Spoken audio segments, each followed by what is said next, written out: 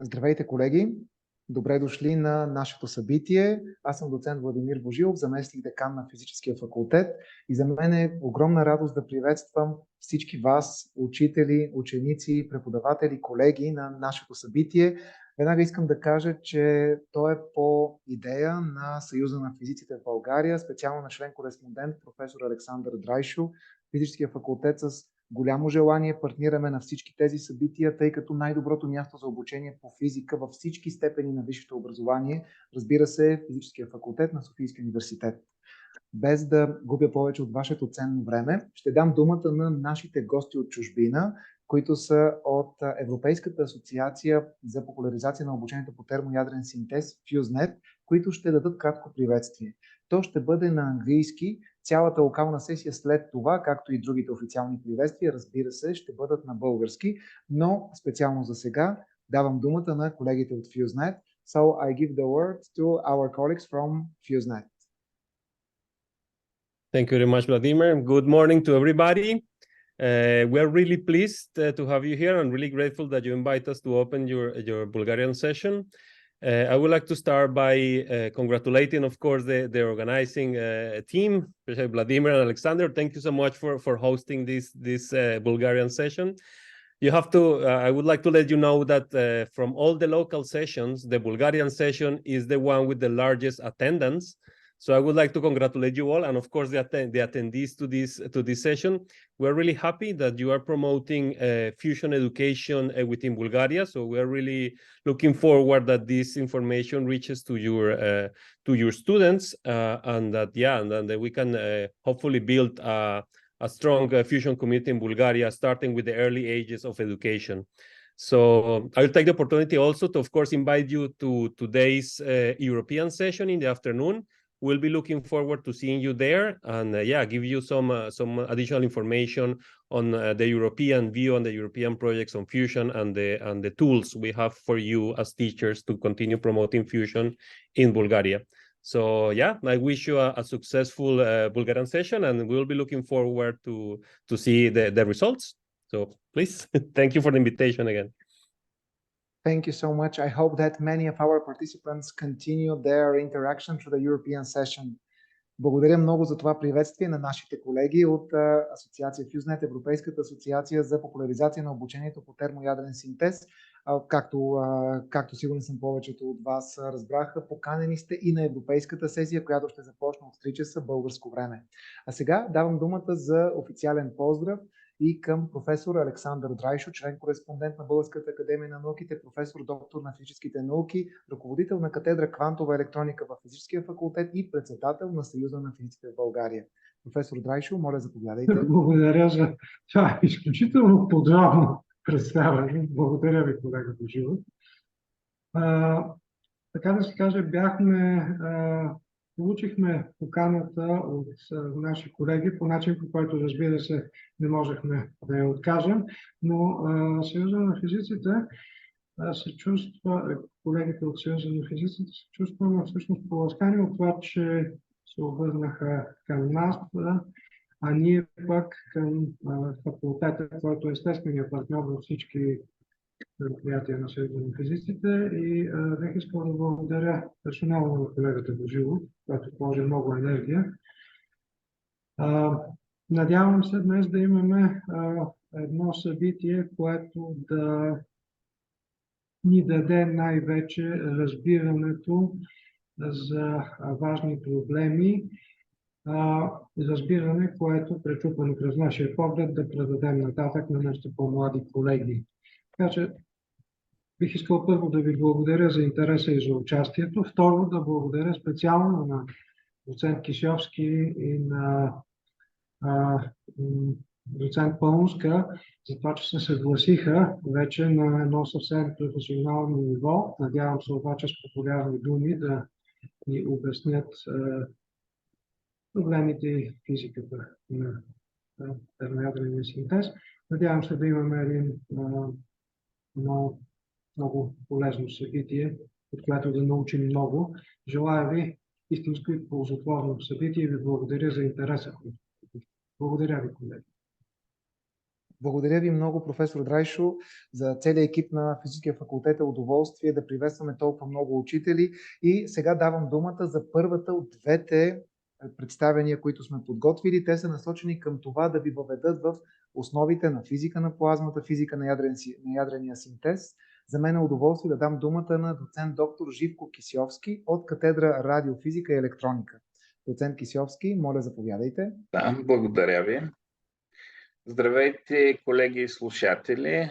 Радвам се, че участвате в тази среща. В днешната лекция ще ви разкажа за това какво представлява плазмата и как термоядреният синтез в плазмата на Слънцето осигурява енергия за живота на Земята.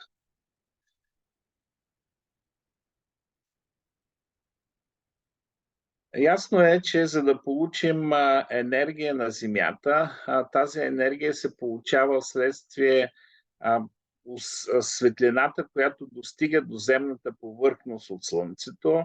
Благодарение на тази светлина и топлина, която се получава на Земята, е възможно развитието на флората и фауната, развитието на живота, съответно, за да достигнем до развитието на човешката цивилизация, необходимата енергия, която е предоставена за живота на хората в основната си част, и тя идва от термоядрения синтез, който се осъществява в нашето Слънце.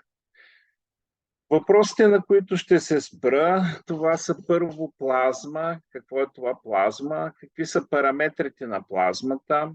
Съответно, плазмата около нас, какви видове разряди имаме.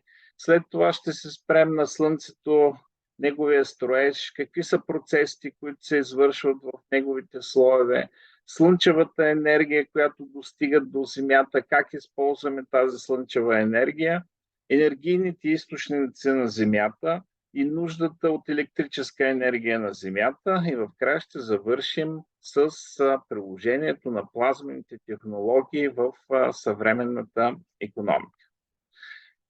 Всички знаем, че плазмата се получава, когато започва нагряване на определено вещество. Например, ако имаме едно купче лед, когато увеличим неговата температура, то ще се разтопи, ще премине във вода. След това водата, ако я загреем, тя ще се изпари, ще получим газ и съответно от този газ, за да получим плазма, трябва да се ионизират частиците на този газ. Следователно, с увеличаването на температурата на веществата, преминаваме от твърдо, течно, газообразно състояние плазма, като плазмата, известна като четвърто агрегатно състояние, всъщност се състои от иони, електрони и неутрални частици. Следователно, плазмата може да я определим като многокомпонентна система от положително и отрицателно заредени частици и неутрали, която е в условията на квазинеутралност и проявява колективни свойства. Кои са основните параметри на плазмата? Основните параметри на плазмата, това са концентрация на електроните в самата среда, концентрация на ионите, концентрация на неутралните атоми, съответно температура на електроните, температура на ионите, температура на неутралните частици. Когато казваме, че плазмата е в условия на квазинеутралност, имаме в предвид, че трябва да имаме равенство на концентрацията на електроните и неутралите и съответно тази среда да проявява колективни свойства. Това означава, че когато в малък обем имаме голям брой заредени частици, движението на отделните частици не може да стане независимо от движението на другите частици. Тогава тази среда проявява колективни свойства. Друг параметър на плазмата е степента на ионизация. Степента на ионизация дефинираме като концентрацията на ионите, разделена на сумата от концентрациите на ионите и неутралите. Това ни дава възможност, в зависимост от броя на електроните ионите и неутралните частици в дадена плазмена среда, ние да определим като слабо ионизирана плазма, когато броя на ионите е много по-малък от броя на неутралите. Това са плазмите, които се използват в плазмените телевизионни екрани, в технологиите, в лампите. Тогава степента на ионизация в тази плазма е от 1/1000 до 1/100000. Т.е. броя на ионите е много по-малък от броя на неутралните частици в плазмата. Има случаи, в които броя на ионите е много по-голям от броя на неутралите. Когато всички частици са ионизирани, това е така наречената силно ионизирана плазма. В средата остават само иони и електрони. Такава е плазмата в звездите и в установките за управляем термоядрен синтез, с който ще ви запознаем днес. По този начин ние показваме, че имаме различни видове плазма, в зависимост от концентрацията на частиците, след малко ще видим в зависимост от температурата на частиците. Следователно, с увеличаването на температурата на частиците от твърдо тяло преминаваме към течно състояние газ и плазма, която всъщност представлява ионизиран газ с достатъчен голям брой частици, така че те да проявяват, както казахме, колективни свойства. За да определим температурата на частиците и колко трябва да е висока тази температура, първо трябва да се дефинира понятието температура. Когато говорим за температура, трябва да имаме предвид какво е разпределението на частиците по енергия. Всички частици нямат точно една и съща енергия. Те са разпределени по така нареченото Максвелово разпределение. Ето тук показана тази фигура, в което това представлява експоненциална зависимост от енергията на частиците, разделена на температурата. Какво е тази температура? Ако ние причертаем тази функция на разпределение на електроните по енергия, представена тук в полулогаритмичен мащаб, ще видим, че този наклон става права линия. Именно наклона на тази линия определя температурата на частиците в дадената среда. Следователно, когато говорим за температура, ние предполагаме, че дадените частици са разпределени имат Максвелово разпределение на енергия. Т.е. повече частици с ниска енергия, съответно малко частици с висока енергия в това разпределение. Когато разглеждаме различните видове плазма, особено високотемпературна, измерването на температурата в келвини не е достатъчно добро, защото говорим за милиони градуси. Затова в физика на плазмата се използва мярката за температура електрон-волт. Електрон-волт всъщност е енергията, която би придобил един електрон в потенциална разлика 1 волт и отговаря на термична енергия, която би имал електрон с температура 11600 градуса Келвин. Следователно, температура 1 електрон волт отговаря на енергия 1,6 по 10 на минус 19 джаул. Тогава според видовите плазма, според температурата, която имат частиците, може да бъде определена последния начин. Равновесна плазма, казваме, че имаме тогава, когато температурата на електроните е равна на температурата на ионите и на неутралните частици. Такава е плазмата в дъговите разряди при атмосферно налягане. Частично равновесна плазма или неизотермична плазма в газовите разряди, това са разрядите, които се използват в технологиите. При тях температурата на електроните е многократно по-голяма от температурата на ионите и неутралните частици. От тук говорим за нискотемпературна плазма, когато температурата на електроните, съответно на ионите и неутралите е по-малко от 10 електрон волта или по-малко от 10 на 5 келвина и високотемпературна плазма, когато температурата на ионите и електроните е по-голяма от 100 електрон волта. Това е около 1 милион келвин. Следователно, високотемпературната плазма, както казахме, това е плазмата, която имаме в Слънцето, звездите, съответно в установките за термоядрен синтез. Третият вид плазма, това е неравновесна плазма. Ако частиците нямат Максвелово разпределение по енергия, тогава въвеждаме ефективна температура, която е мярка за тяхното топлинно движение, така че да може да сравняваме с частици, които имат Максвелово разпределение по енергия. Колко енергия е необходима, за да ионизираме газа, т.е. от парата, за да получим плазма? Следователно, трябва някаква енергия, която да предадем на заредените частици и те от газ да превърнат този газ в плазма, т.е. в газ, който се състои не само от неутрали, но и от голямо количество електрони и иони. За тази цел най-често това става чрез ионизация на атома при удар с електрон.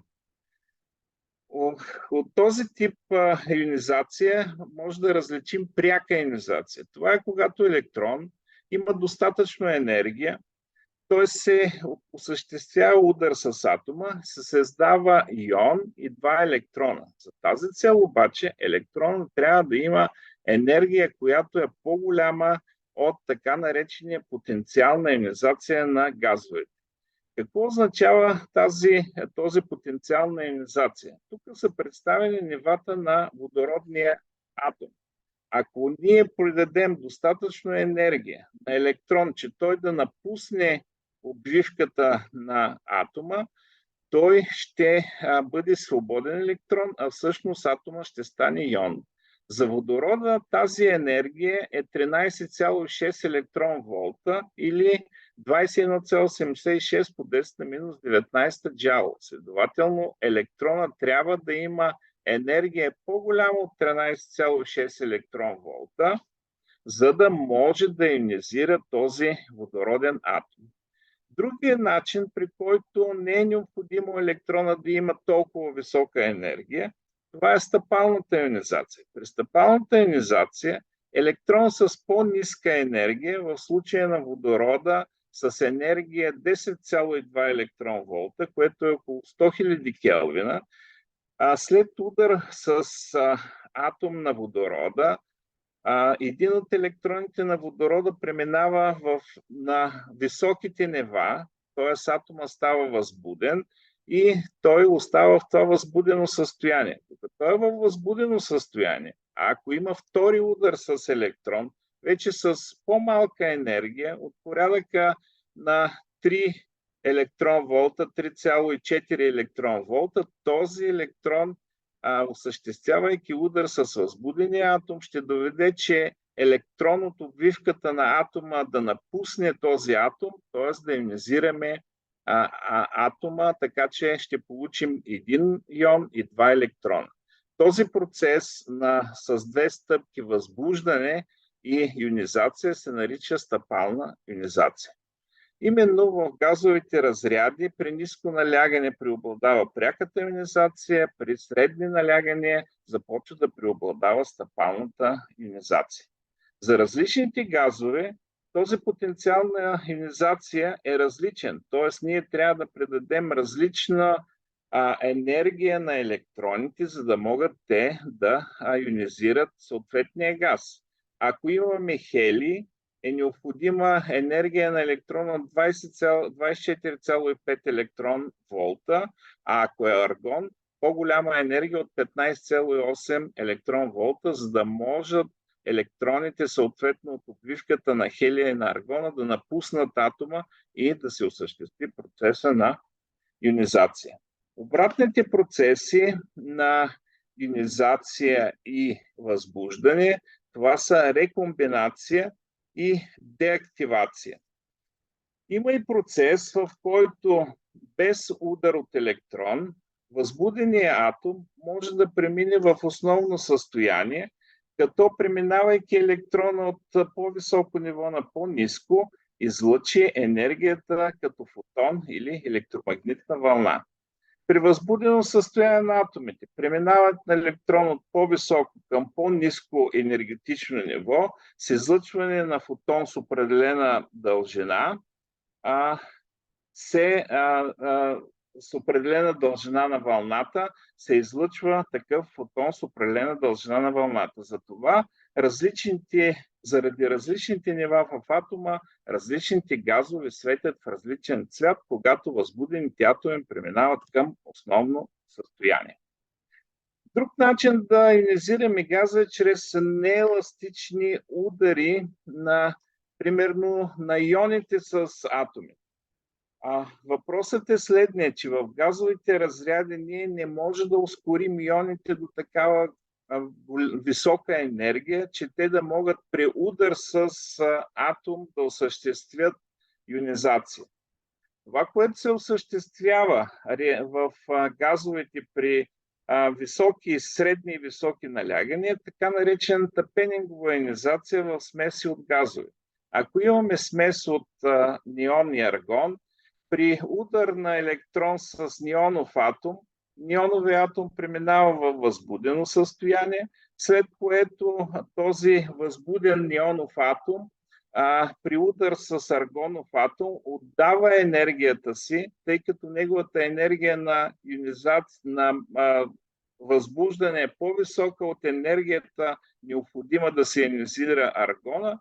Тогава аргона отделя един електрон, получаваме аргонов ион, плюс електрон, плюс неоновия атом. Така че това е така наречената пенингова ионизация. Следователно виждаме, че за да създадем плазма от газово състояние, ние трябва да проведем процеса ионизация на газ.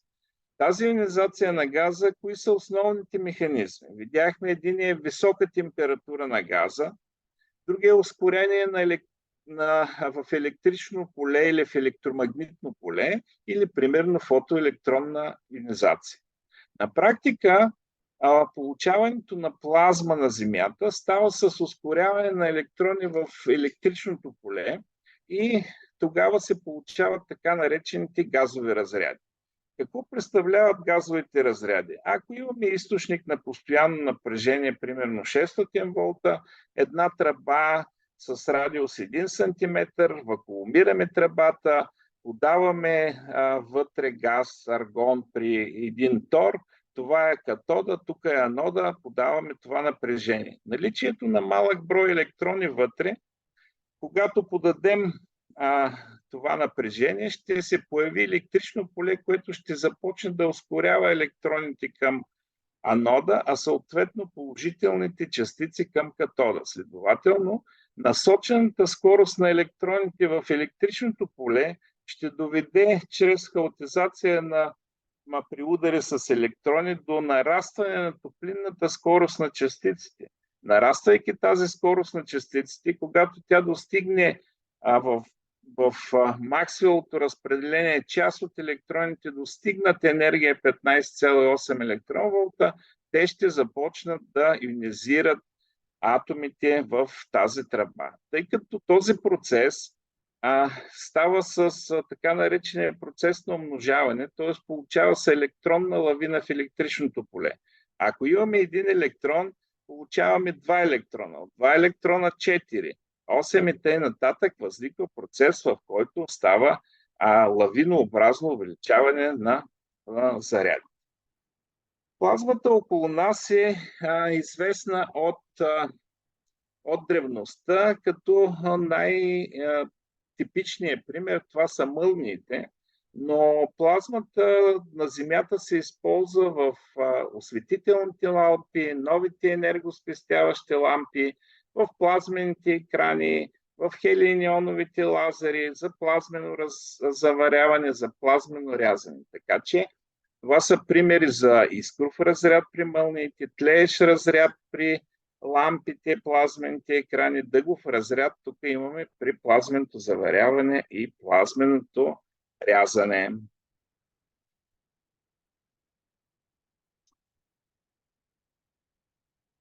Така.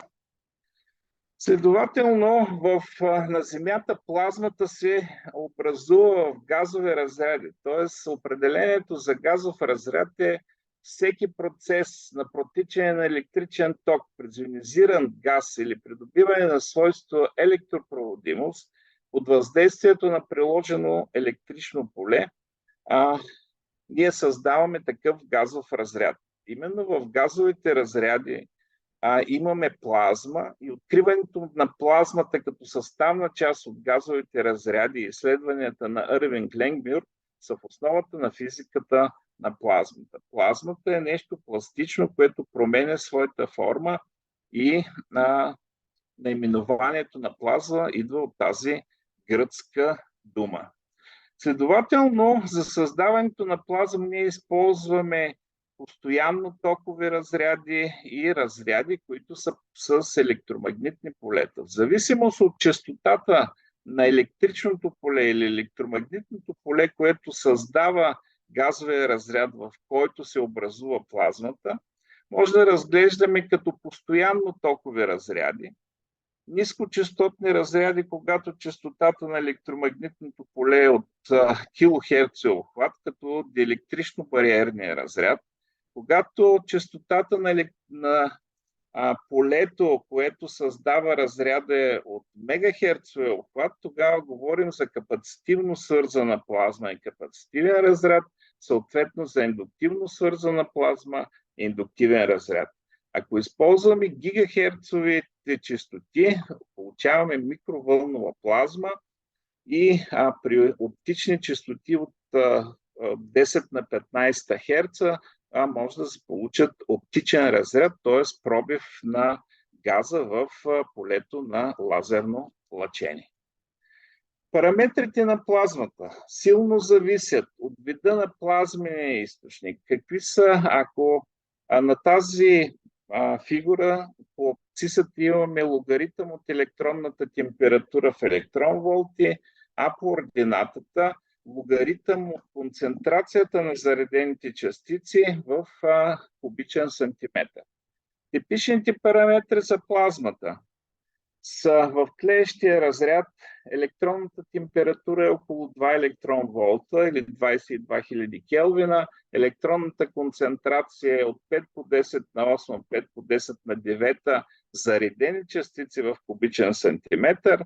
В дъгата при атмосферно налягане имаме сравнително по-ниска температура, но от порядъка на 8-10 000 Келвина или по-малко от 1 електрон-волт, но електронната концентрация е 5 по 10 на 17 частици в кубичен сантиметър. В Слънчевата корона имаме много висока температура, 100 електрон-волта, но плътността на плазмата е изключително ниска, 5 по 10 на 5 частици в кубичен сантиметър.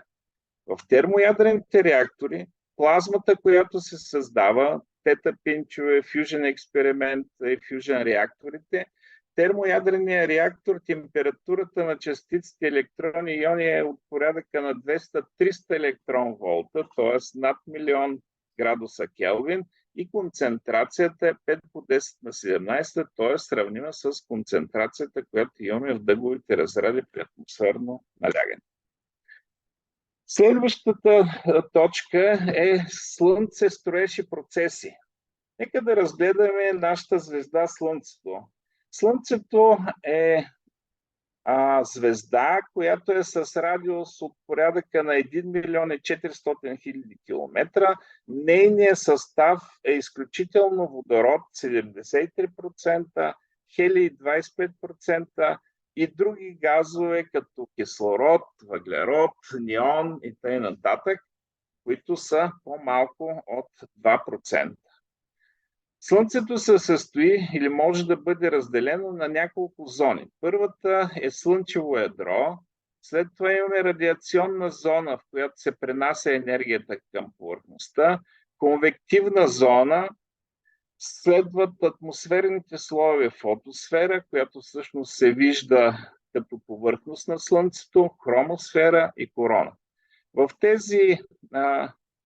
тези области съществуват съответно слънчевите петна, протуберанците в в Слънчевата корона, за които ще говорим по-късно. Първо, нека разгледаме ядрото на Слънцето, което е в основата на генерирането на енергия. Ядрото има плътност от порядъка на 150 000 кг на метър кубичен, огромна плътност следствие на гравитационните сили и температура 15 милиона градуса Келвин, т.е. над 1300 електрон-волт. Тази висока температура показва, че веществото Слънцето пред тези условия е напълно ионизирана плазма, т.е. имаме само иони и електрони.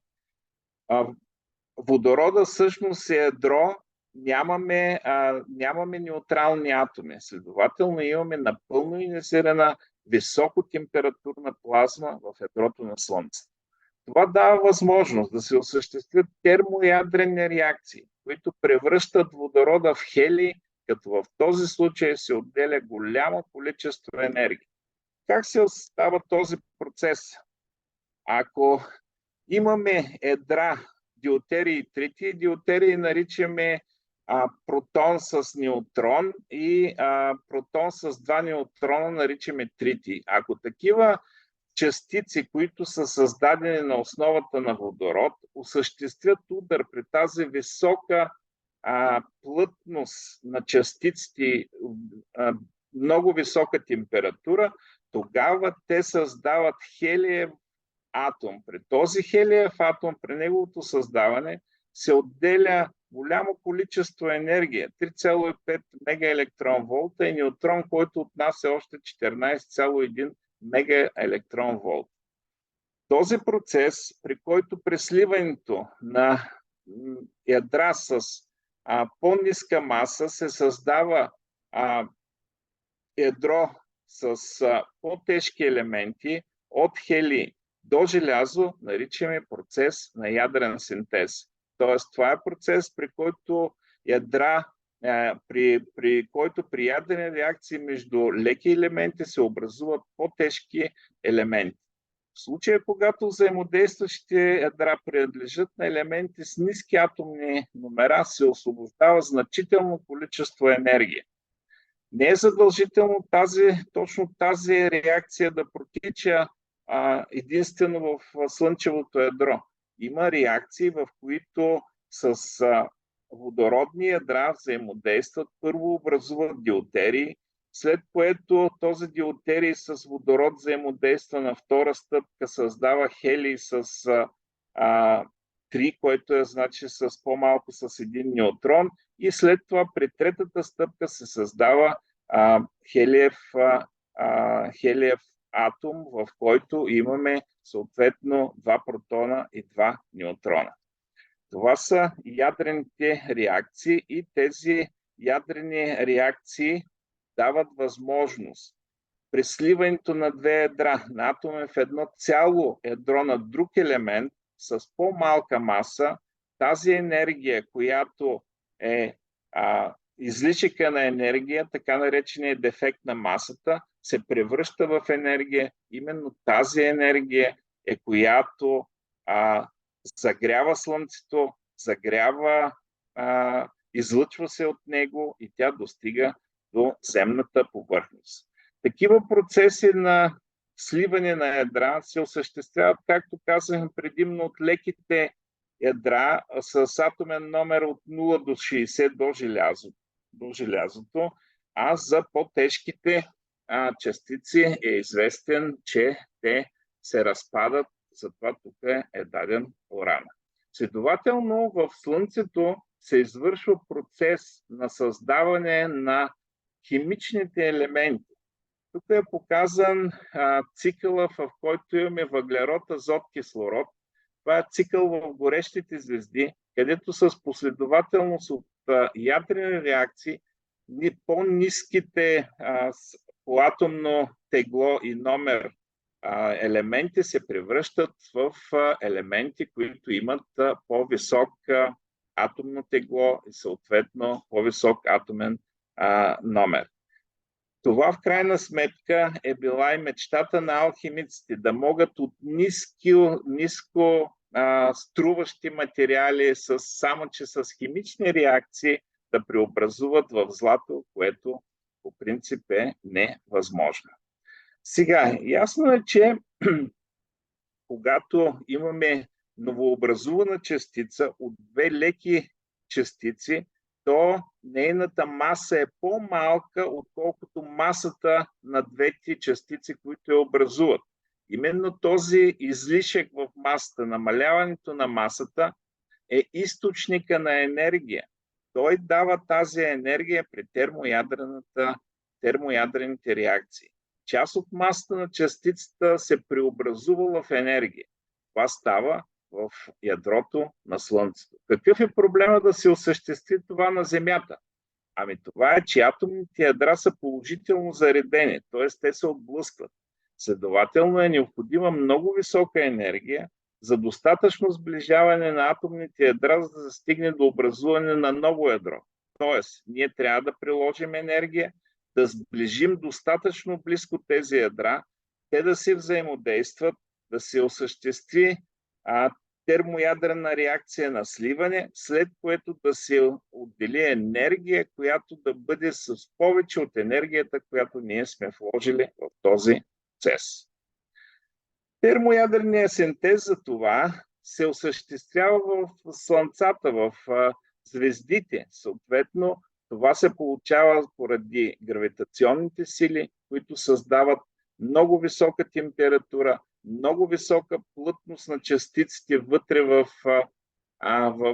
ядрото на звездите и тогава чрез ред реакции, термоядрени, се отделя енергия, тази енергия, която се излъчва от звездата или от Слънцето и достига до Земята.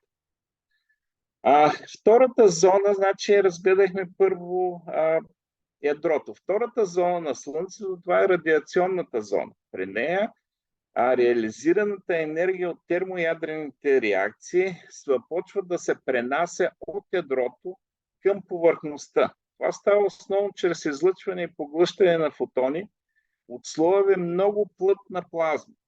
Тъй като плазмата е много плътна и става многократно при излъчване на абсорбираните енергия на фотоните, счита се, че за да се придвижи от ядрото към повърхността енергията на Слънцето са необходими от 10 000 до 170 000 години, за да достигне тази енергия от ядрото до конвективната зона.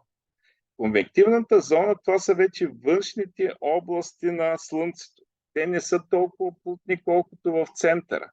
Тогава енергията, която е достигнала до тях, води до образуването на вихрови и конвективни движения на плазмени потоци. Самата плазма започва да се движи вътре в подповърхността на Слънцето и тя пренася енергията чрез механични вълни и на конвекция към повърхността или към фотосферата. По-нататък стигаме до повърхността на Слънцето и нейната атмосфера. Атмосферата на Слънцето се състои от фотосфера, в която температурата е само 6000 градуса Целзий. Т.е. на повърхността вече имаме много ниска температура. Изкачвайки се нагоре в слоевете на атмосферата на Слънцето, имаме много разредена плазма в хромосферата и короната. Как става предаването на енергия от фотосферата към външните слоеве? От фотосферата произлиза основната част на видимото излъчване на Слънцето. Температурата на външния край на фотосферата намалява от 6000 до 4000 Келвина или ефективната температура е около 5772 Келвина. В хромосферата и короната температурата на плазмата нараства, но плътността силно намалява. Това става чрез предаване на енергията през електромагнитни вълни в плазмените структури, които се образуват в атмосферата. Тръби, различни други структури, които дават възможност по плазмата в тях да се разпространяват електромагнитни вълни, които затихват в короната, така по този начин пренасяйки енергията от фотосферата към короната, където тя достига отново 1 милион градуса. Излъчването на Слънцето е изключително спектъра на електромагнитните вълни, излъчени от Слънцето или от неговата фотосфера, са най-вече в областта на видимата светлина, 42%. Имаме съответно инфрачервени и ултравиолетово излъчване от спектъра.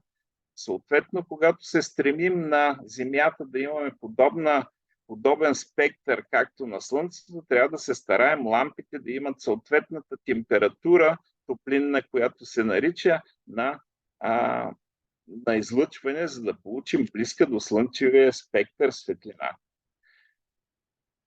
Термоядреният синтез осигурява не само енергия, но е важна част и от строителния материал, от който е създадена Вселената.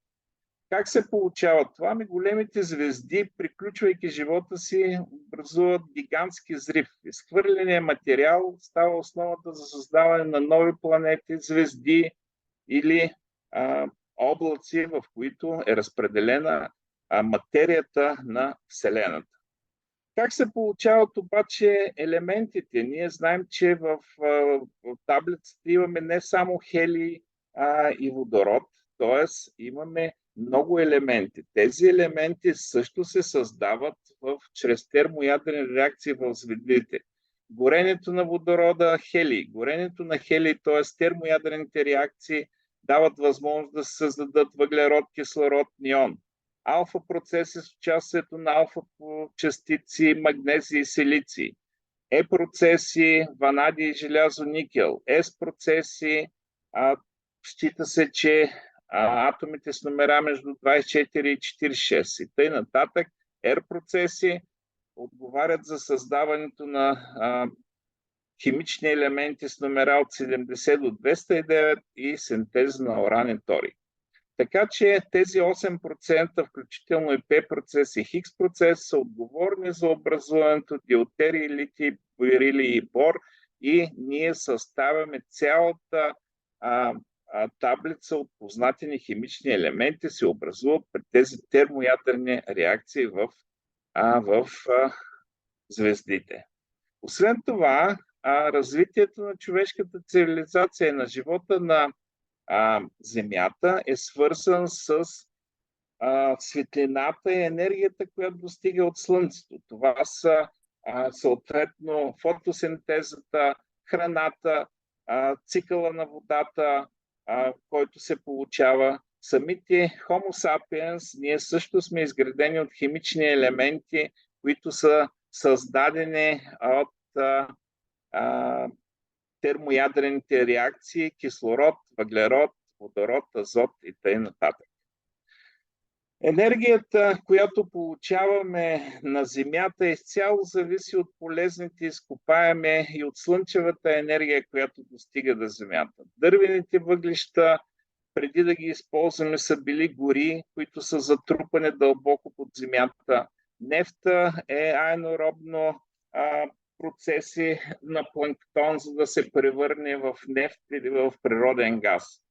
Рудите са химични елементи, които са създадени още при образуването на Земята и процесите, които се извършват в нея. Въпросът е какъв е запасът от изкопаеми горева? Запасът от изкопаеми горева показва, че тези горева първо ще свърши нефта, газа, съответно въглищата. Следователно трябва да се мисли за процеси, които да дадат възможност да получаваме енергия, тъй като тези запаси ще завършат. Затова да използваме нови източници на енергия, като вятъра, слънцето, съответно водно-електрическите централи. Но до сега се оказва, че дори в най-развитите държави тези източници дават максимум 12% от общата енергия, която се използва. Това означава, че трябва в световен мащаб е 2-3%, трябва да се мисли за нови източници на енергия, защото имаме все по-нарастваща нужда от производство на електричество, без да замърсяваме околната среда. Използването на битова техника, електрониката, средствата за транспорт, икономиката, отоплението все повече изразходват електричество, което трябва да бъде произведено. Тогава въпросът е, защо да не си направим малко изкуствено слънце, което да работи с водород? Имаме големи запаси от вода, могат и други елементи да се превърнат в водород. Следователно, ние имаме неизчерпаем енергиен източник без вредни емисии и съответно замърсяване на околната среда. Първият опит да използваме термоядрения синтез на Земята е доста опасен, води до големи проблеми на човечеството. Това е водородната бомба, в който, за да се осъществи термоядрена реакция в биотерии, няколко атомни бомби водят до подобен процес на увеличаване на плътността, както в ядрото на Слънцето. Започва превръщането на диотерий хелий и отделяне на неограничено количество енергия, която всъщност представлява бомбата, има само разрушителен ефект. Въпросът е как да направим така, че да управляваме този термоядрен синтез, да използваме енергията от него. Решението е развитието на нови системи, като токамака, магнитно удържане на плазмата, т.е. да удържим плазмата в магнитно поле и да я нагреем до високи температури 200 електрон волта, за което ще ви разкаже колежката. Плазмените технологии и плазмата определят обаче бъдещето на Земята. Защо? Защото без плазма е невъзможно производството на интегрални схеми и процесори, производството на нови материали и графен, плазмена медицина, третирането на битовите отпадъци и унищожаването на въглеродния двуокис, ракетни двигатели. Във всички области на икономиката използваме плазма.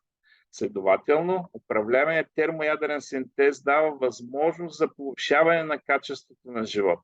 Управляемият термоядрен синтез е подходящ, защото е неограничен източник на енергия, достатъчно енергия за всички хора. Това е нова зелена технология.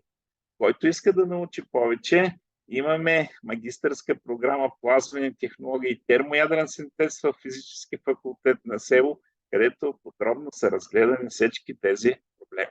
Благодаря за вашето внимание.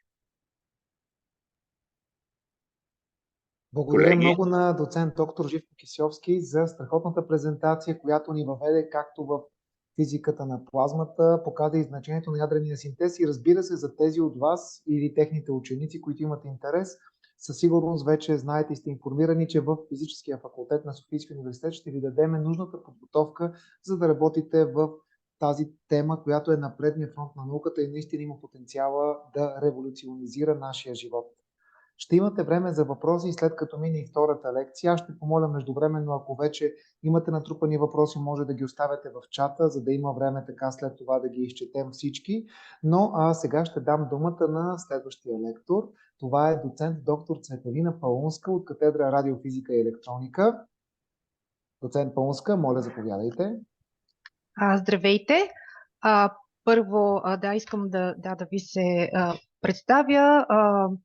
Въпреки представянето на нашият уважаем водещ на събитието и да благодаря. Казвам се Цветелина Паунска и занимавам се от доста години с експериментални и теоретични изследвания в областта на физиката на плазмата.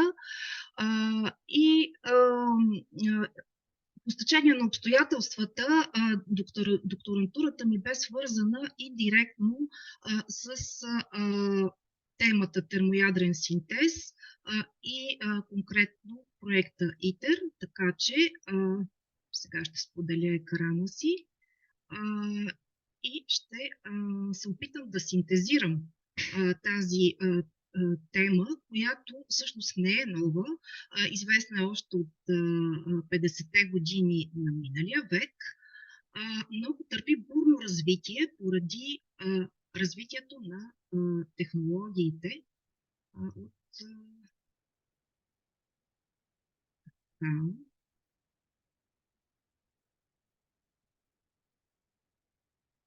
момент.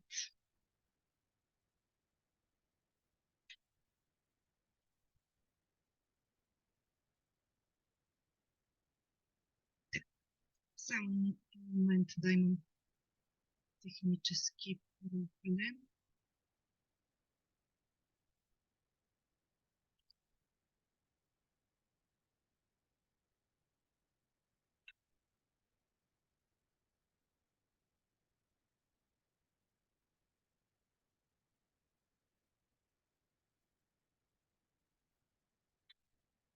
Така, един момент. Така, виждате ли презентацията? Не, в момента не е видима. Ако прецениш, може да споделиш готова е. целия. Готова. Мисля, че би трябвало да я виждате вече. Страхотно на пълен екран. Така, значи темата, на която ще разгледаме заедно, е електроцентрали на бъдещето и съвременни термоядрени реактори. От темите, подтемите, на които ще се спра в тази лекция, са всъщност на термоядрения синтез, въпреки че доцент Кисьовски вече направи едно прекрасно въведение в темата. Какви са мотивите да използваме термоядрения синтез за производство на енергия? Ще разгледаме една кратка история на управлявания термоядрен синтез и усъвършенстването на термоядрените реактори, което представлява само по себе си именно кратка история на термоядрения синтез. Ще разгледаме как работят съвременните термоядрени реактори, как би изглеждала една термоядрена централа на бъдещето и ще завърша с заключение. Така, първо, нека да повторим какво е същността на термоядрения синтез. Това е сливането на леки ядра, при което се получава по-тежко ядро, тежък елемент и се освобождава външна енергия. Ето тук съм ви дала добре познатата схема, като дава енергията на свързване на един нуклеон в ядрото като функция на масовото число. Реперната линия, която виждате в лилаво, ситуирана при желязо 56, казва, че реакциите от ляво, в елементите, които са отляво, също участват в реакции на синтез, вероятно участват в такива реакции, при които се отделя енергия, т.е. елементи, които участват в екзотермични реакции. Някои от елементите дясната линия биха могли да участват в такива реакции на синтез. Само извинявам се, доцент Полунска, извинявам се за прекъсването, понеже звукът лекичко прекъсва. Предполагам, че в началото беше много добре, сега малко прекъсва. Ето сега се чува идеално. Виждам, че и добре, съжалявам за техническите проблеми. Няма проблем, просто може би само в тази позиция, иначе аз извинявам за прекъсване. Добре, съжалявам. Те също биха могли да участват в синтез, но е необходимо да се поглъща енергия. И добре, с увеличаването на масовото число, елементите с по-висок пореден номер вече са нестабилни и те участват в ядрено разпадане. И разбира се, пример за това е, добре известен пример за това е уран-238. Откъде идва енергията в термоядрения синтез? Ако разгледаме сумата от масите на нуклеоните в едно ядро, т.е. сумата на масите на протоните и неутроните, обаче без да са в свързано състояние и ядрото в свързано състояние, ще се окаже, че ядрото е винаги по-леко. Значи, това е известен факт от ядрената физика. Тази разлика се дефинира като дефект на масата. Дефектът на масата играе ключова роля в термоядрения синтез, тъй като, както знаем от уравнението на Айнщайн, масата може да се трансформира в енергия. И както представи доцент, както обясни подробно доцент Кисьовски, това се случва именно в ядрата на звездите. Енергията се произвежда именно следствие на тази разлика в масите. Така, една от най-известните реакции, която виждаме, когато всъщност се говори за термоядрен синтез. Аз също не случайно съм избрала тази реакция. Защо? Защото това е реакцията между deutерий и тритий. Това е реакцията избрана да се случва в съвременните термоядрени реактори. Значи deutерий и тритий, два изотопа на водорода, при термоядрена реакция се създава алфа частици или хелий 4 неутрон, като се освобождава енергия от порядъка на 17,6 електрон волта. Тази енергия, свързана с дефекта на масите, представлява кинетична енергия на продуктите на реакцията. И забележете, около 14 мегаелектрона волта е енергията, която отнасят неутроните.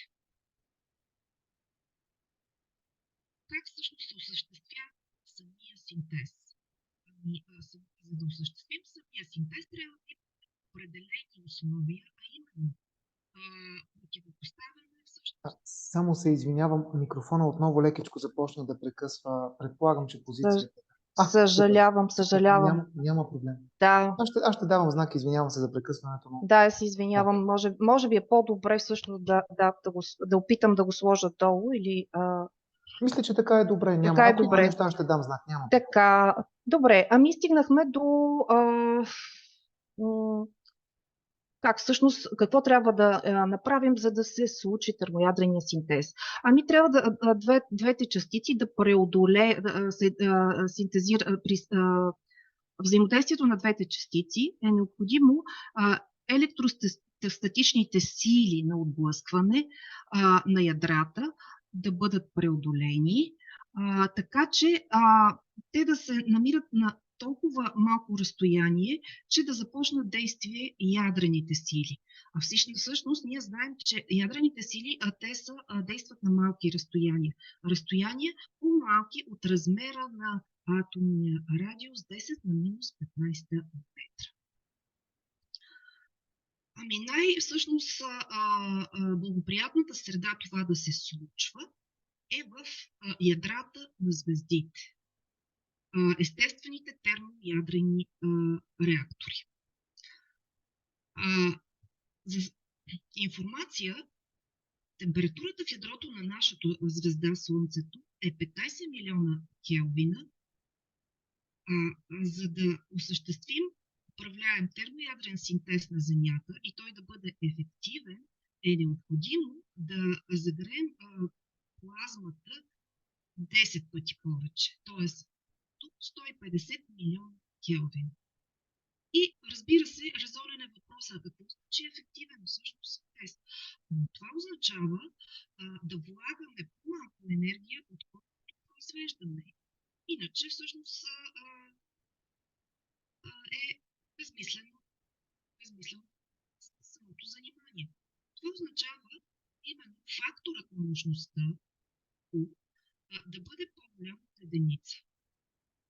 Какво означава това? Това число, тези стойности са преспекнати още през 55-та година от Клусен, като той прави баланс на енергията на термоядрената реакция. Извинявам се пак само за микрофона да дам знак. Извинявайте много също, колеги, че прекъсвам. В момента как се чува? Сега е идеално, да. Предполагам, че просто леко се размества позицията на микрофона и за това. Да, разбирам. Добре, Да. ще се опитам да замръзна на място. Да, извинявам се. Така, извода от този баланс на енергията е произведението на плътността на плазмата по температурата на плазмата, по времето за удържане на плазмата да бъде по-голямо от 5 по 10 на 15 сантиметра на минус-трета секунда килоелектрон-волт, което означава да постигнем параметри от порядъка на отделно плътност от 2 до 3 по 10 на 14 см на минус-трета, температура порядъка на 10 килоелектрон-волта и време на удържане от 1 до 2 секунди. Така, какво ни мотивира да работим за това да използваме термоядреният синтез, за да произвеждаме енергия? Един от основните ни мотиви е нарасналата нужда концентриран източник на енергия, който да захрани нашата индустрия, като същевременно горивото, от което произвеждаме енергията, трябва да е евтино, екологично и достъпно. Да имаме управляем термоядрен синтез на Земята, това означава да си направим слънце в бутилка. Всъщност това е много често използвано сравнение на популяризаторите в науката за слънце в бутилка. Не на последно място обаче са екологичните мотиви. Защо?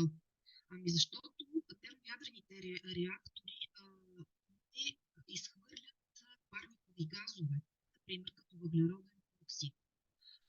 Материалите, които се изработват в термоядрения реактор, напълно да се рециклират. Едно от важните предимства е горивото. Наличието на достъпно гориво в големи количества делтерии, които се извлича от океанска вода, и тритий, който се произвежда от литий в реактора. Горивото също така не е радиоактивно.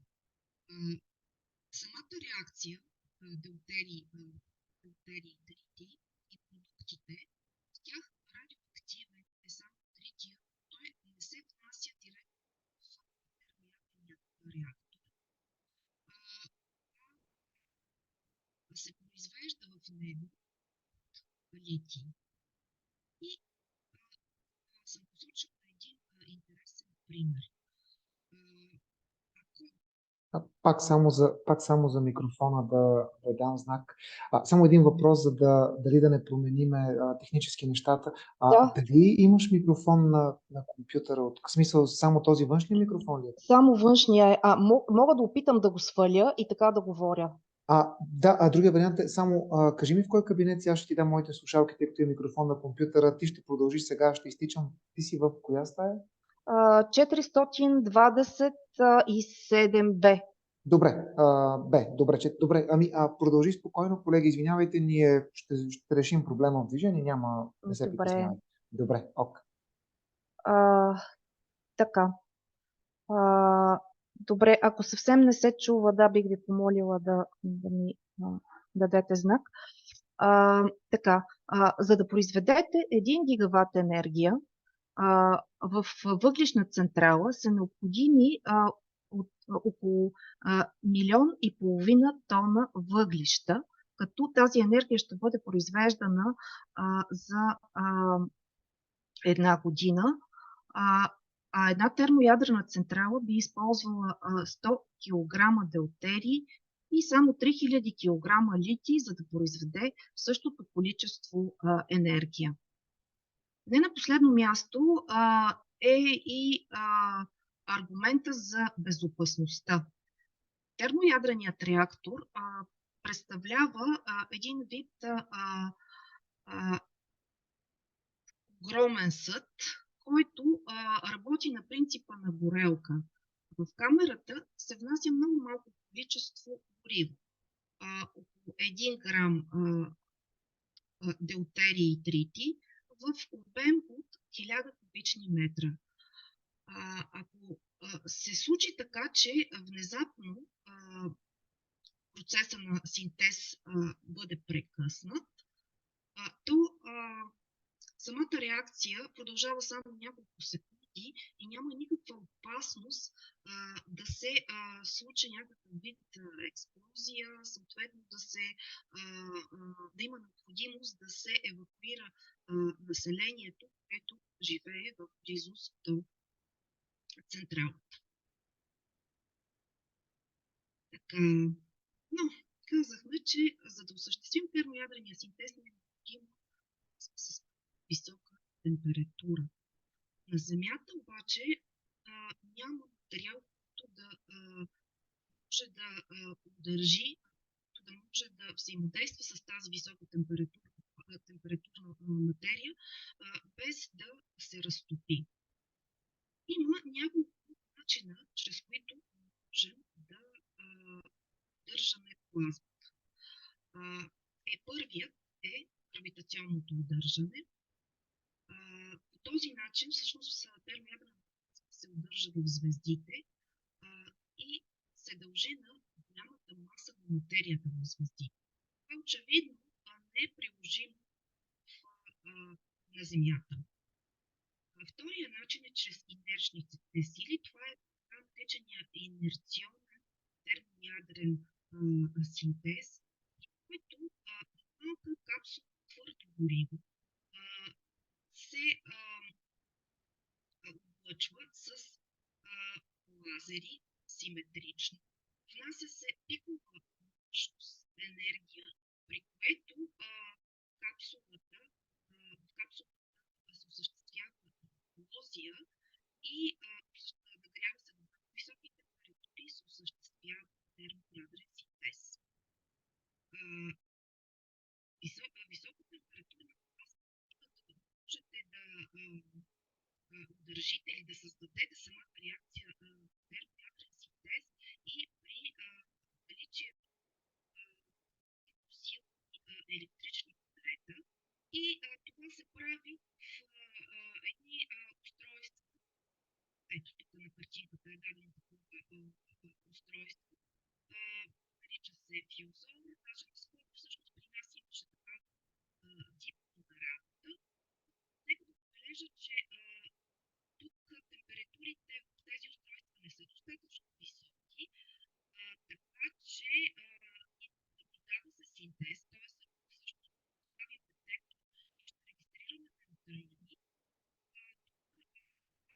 В тези устройства не е термоядрена фаза. Тоест, за да можем да държим термоядрена фаза обеми на Земята, най-сигурният начин е чрез магнитни. Ало, Цветелина, извинявай, не се чува пак. Как не се чува? Сега Така, е добре, окей. Чувате ли ме сега? Да, сега Чуваме. да. Така. Добре, ще повторя. Значи, за да удържим големи количества термоядрена плазма на Земята, сигурният начин е чрез магнитното удържане, т.е. чрез определени конфигурации на магнитното поле. Това са магнитните уловки, термоядрените реактори от вида токамак, както и стеларатора. И именно на тези всъщност машини, на тези устройства ще обърна по-голямо внимание в презентацията си там.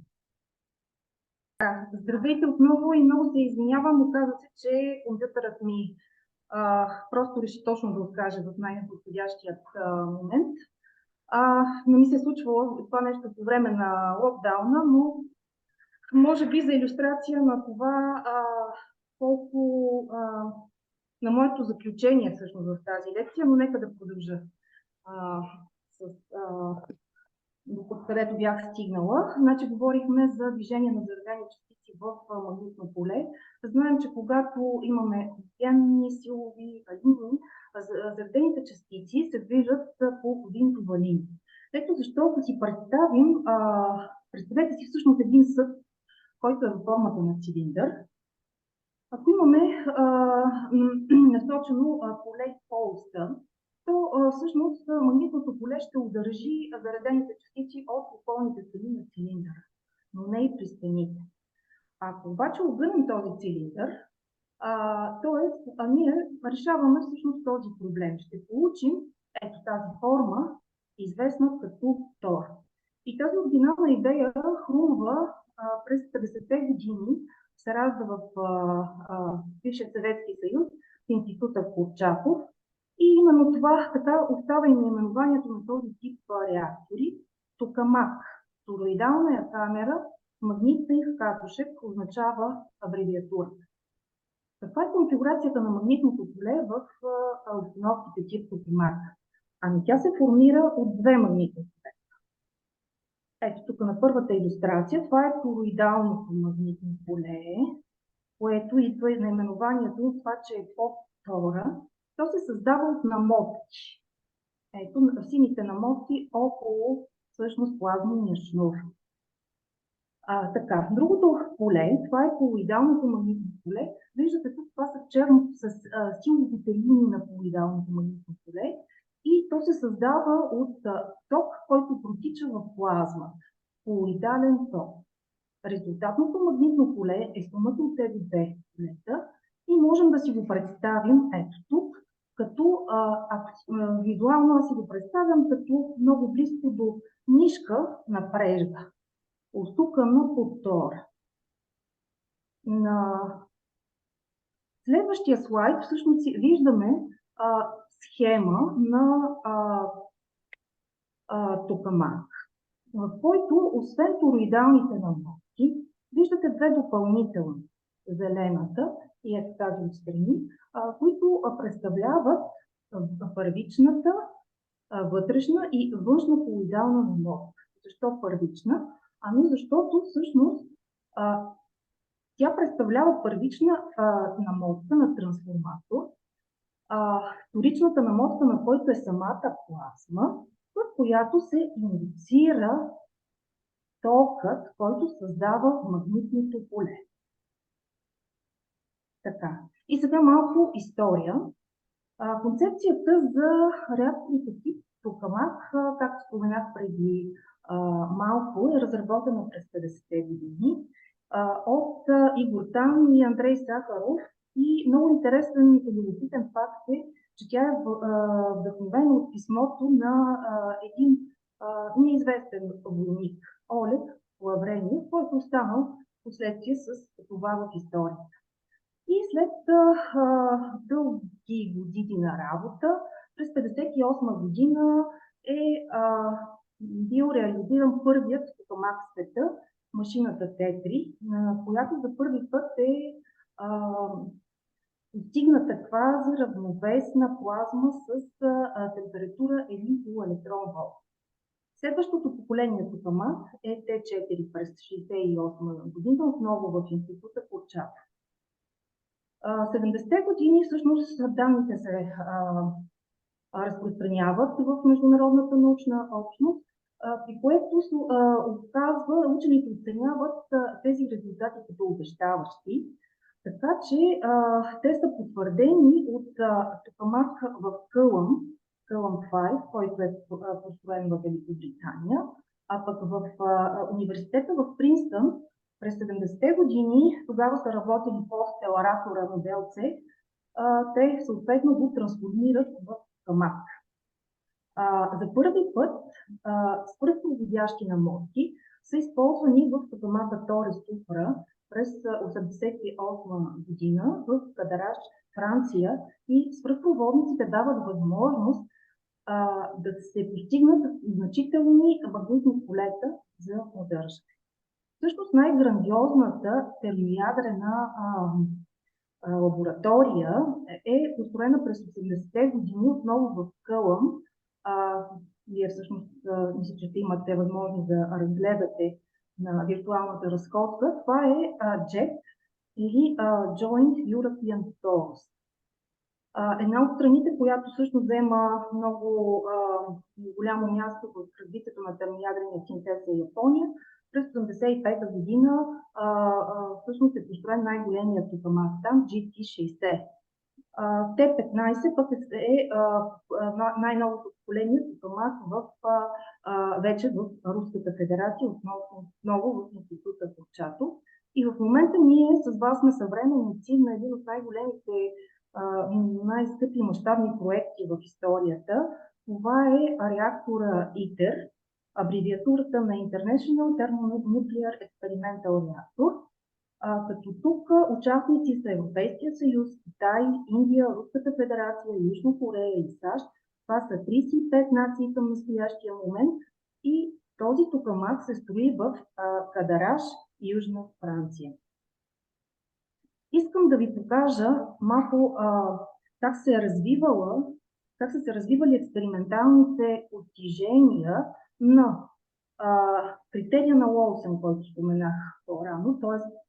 произведението плътност, температура и време на удържане, като функция на енергията, т.е. на температурата на ионите през годините. Значи, първите резултати на токамака Т3 са били от порядъка на 2 по 10 на 17. Така, всъщност новите постижения, значи само за 30 години, това всъщност число е увеличено 1000 пъти и те са постигнати на JET и на GT60, като на GT60 е най-новият резултат от 2021 година, като тук факторът на мощността е 1,25. На графиката отясно виждате как се увеличавала получената мощност през годините. Тоест, с развитието на технологиите и на все по-новото поколение реактори имаме едно линейно увеличаване на изходната мощност от 70-та година до 2000-та година, като най-доброто постижение е отново на JET и от порядъка на 16 мега електрон волта. Така, искам по-специално да се спра на JET. Защо на JET? Ами защото това е всъщност реактора, който е прототип на ITER.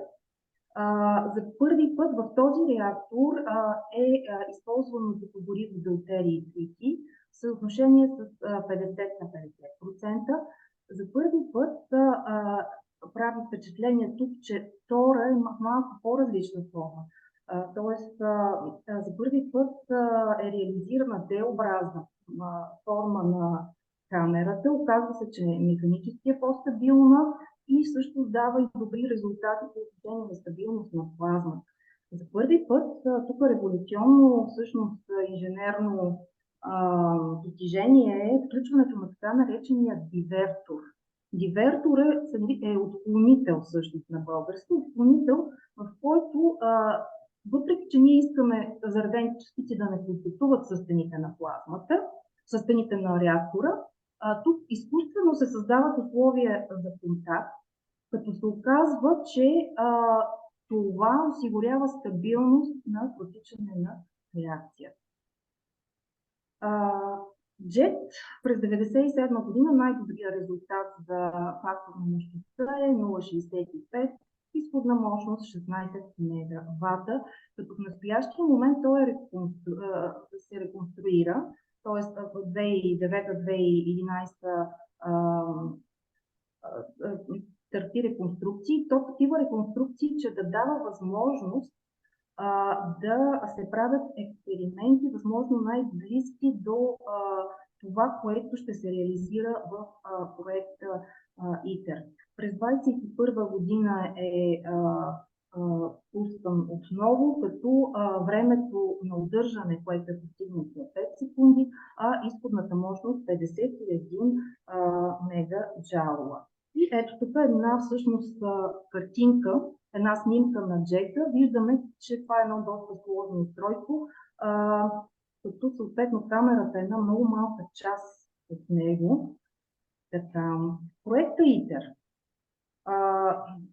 едно всъщност от най-грандиозните съоръжения на нашето съвремие.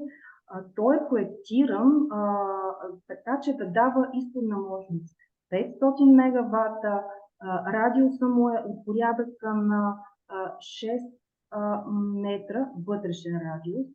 Става въпрос обем 840, като учените очакват да получат фактор на мощността 10. За сравнение, бюджет е единица. Тези огромни обеми плазма, тези високи температури изискват много високи магнитни полета, така че за ИТЕР достигнатите магнитни полета на модките са от порядъка на 12 тесли, а тока, колоидалният ток би трябвало да е между 20 и 30 мегаампера. Всъщност, вие можете да сравните стойностите за джета и това е всъщност следващото поколение реактор, което би трябвало да близките години да го видим работещ. Така, но високите температури, казахме, че за ефективния термоядрен синтез не трябва 150 милиона келвина. Да, но нагряването вследствие на протичането на ток във втора, така нареченото оново нагряване е ограничено, защото високотемпературната плазма тя е напълно ионизирана, което значи, че съпротивлението с нарастване на температурата ще спада. Ето защо, за да постигнем тези температури, се нуждаем тези 150 милиона келвина от допълнително нагряване. И това става по три начина. Чрез снопове от високоенергетични неутрални частици, които се внасят в плазмата, значи проникват в нея и се предават енергията си чрез удари с ионите. Това са така наречените инжектори, след малко ще ги видим. Другия начин е чрез резонанс. Тоест плазмата, високотемпературната плазма си има определени резонансни частици, съответно на иони и електрони. Така че ако облъчваме с електромагнитни вълни на точно тези частици, то чрез резонансна абсорбция енергията на вълните ще се абсорбира от плазмата.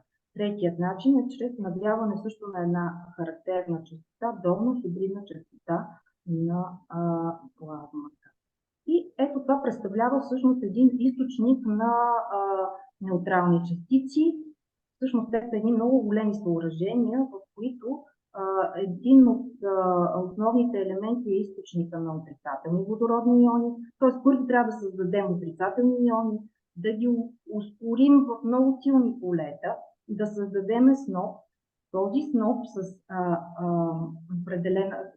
трябва да го неутрализираме, за да влезе в токамака. Това обикновено се осъществява в така наречените газови мишени и исканите всъщност енергии за ИТЕР са 1 мегаелектрон волт.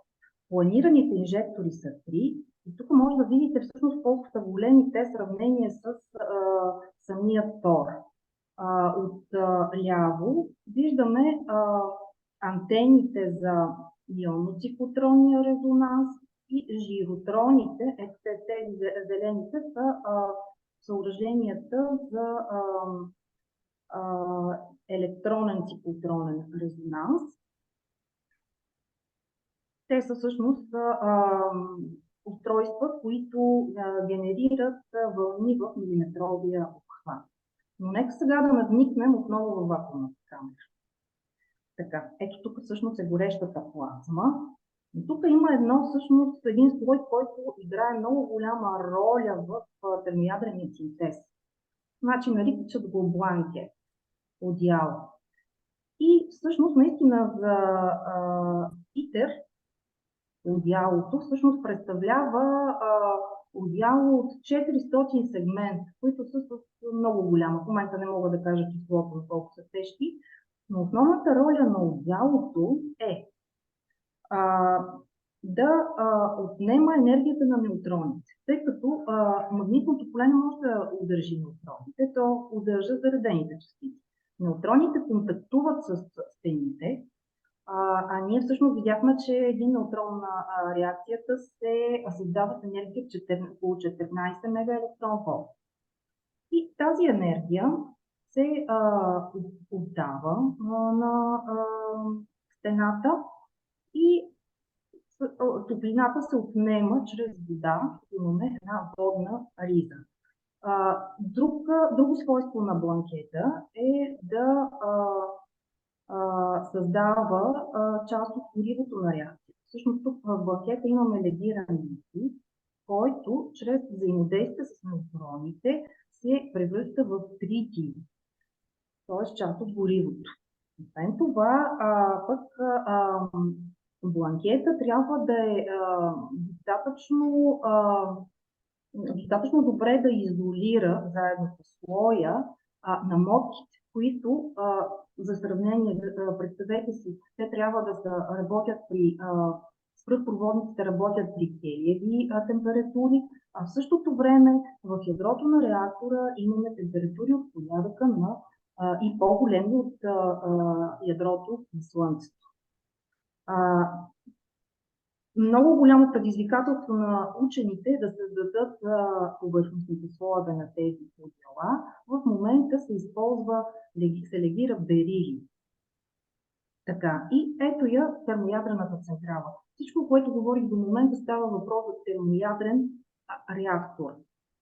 Как би изглеждала обаче термоядрената централа? Именно чрез водната риза се отнема топлината, т.е. енергията на неутроните от реакцията, извършва се парата, завърта турбини и се генерира съответно електричество. Но научните планове всъщност не свършват с експериментален термоядрен реактор.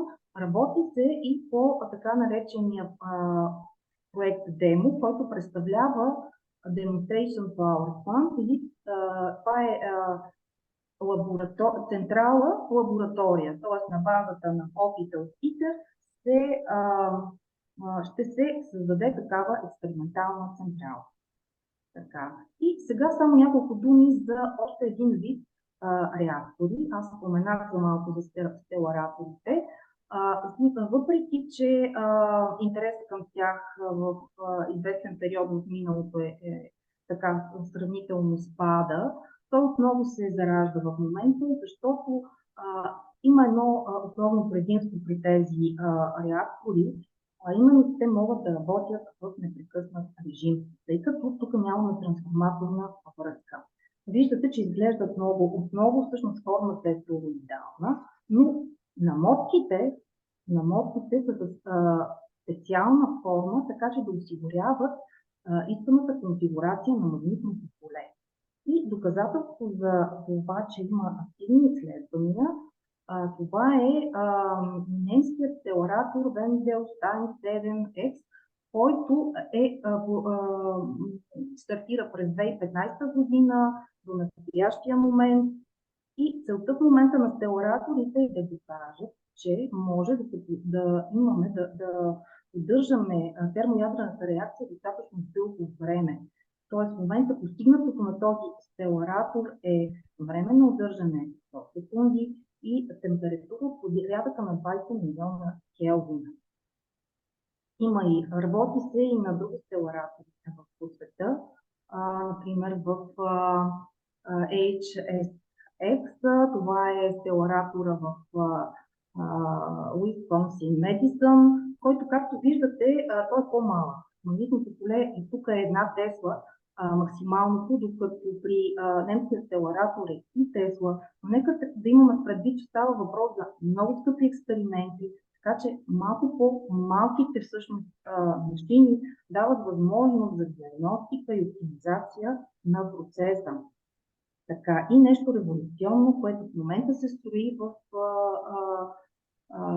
Принстън, в университета. Значи, идеята тук е сравнително, видяхте колко сложно изглеждат намотките на стеларатора. Тук учените искат да измислят отново стеларатора, така че да използват по-прости, почти плоски намотки, в които електрическият ток се контролира чрез компютър, така че да създава необходимата конфигурация на магнитното поле в реактора. И последното нещо, на което ще се спра, само ще го спомена, разбира се, защото имаше голям фурор в медиите, че при инерциалния термоядрен синтез имаме пробив 22 година. Това е в националната лаборатория в щатите Лоренс и Ливърмор. Именно, че постигнаха по-голямо количество произведена енергия от вложената, но нека тук да не се бъркаме, всъщност вложената в капсулата, в миниатюрната капсула от Елефтерий 3. Така, и стигаме до заключението. Значи в заключение би казала, че всъщност да реализираме управляемия термоядрен синтез, това означава да осъществим една от най-големите мечти на човечеството, да имаме почти неограничена енергия, безопасна. Сега, трудно е да кажа, разбира се, ефтина, като се има предвид вложените ресурси на този етап, но аз в прекъсването всъщност на лекцията ви казах, че може би се получи така, че да илюстрира моето заключение и извод, че всъщност сложните машини, сложните устройства и експерименти обикновено много трудно се планират във времето, така че всъщност това забавяне всъщност на проекта не е нещо, което трябва да ни отчаива. Тоест има все още много да работим и да се надяваме скоро в нашия живот да видим управляем, устойчив, енергетично ефективен термоядрен синтез. Благодаря ви за вниманието. Тук съм посочила литературата, която съм използвала за тази лекция.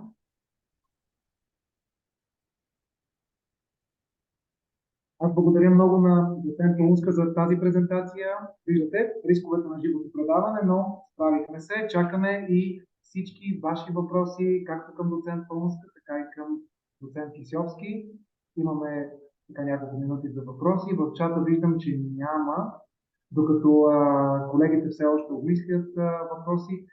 Знаете, след мъничко, както професор Крайшов каза в неинформираната почивка, ще започне в 3 часа българско време европейската сесия. Ако някой от вас не се е регистрирал, след малко в чата ще пратя линк с връзката, която може да използвате, за да достъпите в европейската сесия, така че от нея ще може да влезете.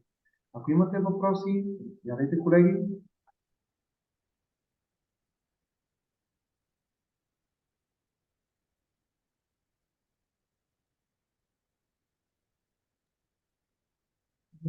Уважаеми колеги, въпросите ми са толкова много, че ме е страх да ги задам, но преди всичко една голяма благодарност към колежката Паунска.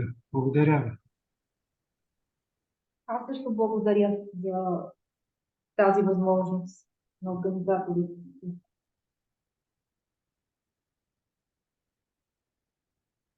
Така, изпращам линка към всички.